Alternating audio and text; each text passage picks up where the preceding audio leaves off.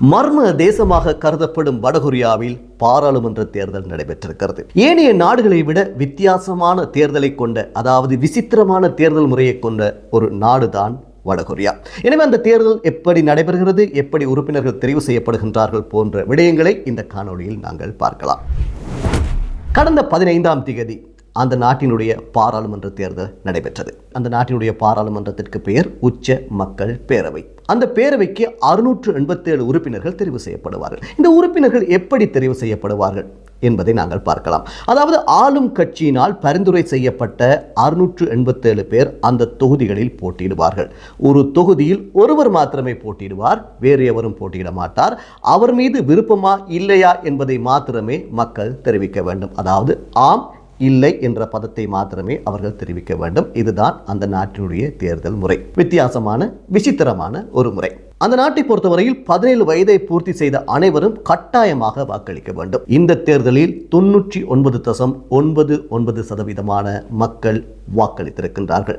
எனவே அந்த சொற்பமான மக்கள் ஏன் வாக்களிக்கவில்லை என்ற கேள்வி உங்களுக்கு எழக்கூடும். ஆம், அவர்கள் வெளிநாடுகளில் இருக்கக்கூடிய அல்லது கப்பல்களில் பணியாற்றக்கூடிய நபர்கள் மாத்திரமே வாக்களிக்காமல் இருந்திருக்கின்றார்கள்.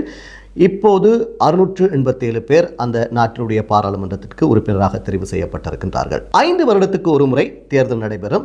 2019ஆம் ஆண்டு அங்கு பாராளுமன்ற தேர்தல் நடைபெற்றது. அதனைத் தொடர்ந்து 2024ஆம் ஆண்டு பாராளுமன்ற தேர்தல் நடைபெற்றிருக்க வேண்டும். ஆனால் பல்வேறு காரணங்களால் அந்த தேர்தல் தாமதமாகி தற்போது நடைபெற்றிருக்கிறது.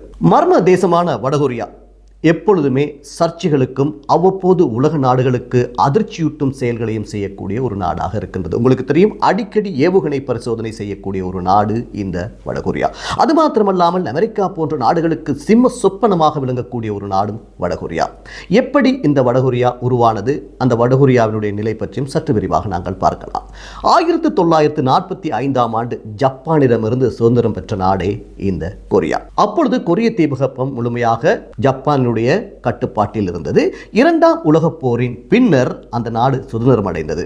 எனவே 1945ஆம் ஆண்டு 2ஆம் உலக மகா யுத்தத்துக்கு பின்னர் வடபகுதி ரஷ்யாவின் கட்டுப்பாட்டிலும் தென்பகுதி அமெரிக்காவின் கட்டுப்பாட்டிலும் இருந்தது. எனவே அந்த 2 நாடுகளுக்கும் இடையில் ஒரு பனிப்போர் தொடர்ச்சியாக இருந்து கொண்டே இருந்தது. அப்படி இருந்த வடகொரிய தீபகற்பத்தில் 1948ஆம் ஆண்டு உத்தியோகபூர்வமாக அந்த நாடு 2ஆக பிரிகிறது.